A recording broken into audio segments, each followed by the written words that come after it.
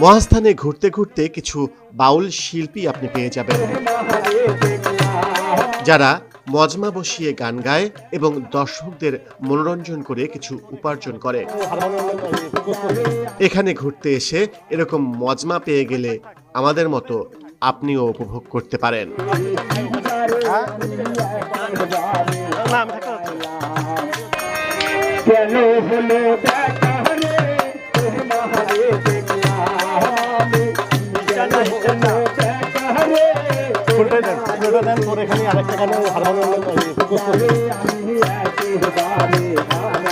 থাক পুরোটাই এরকম থাক।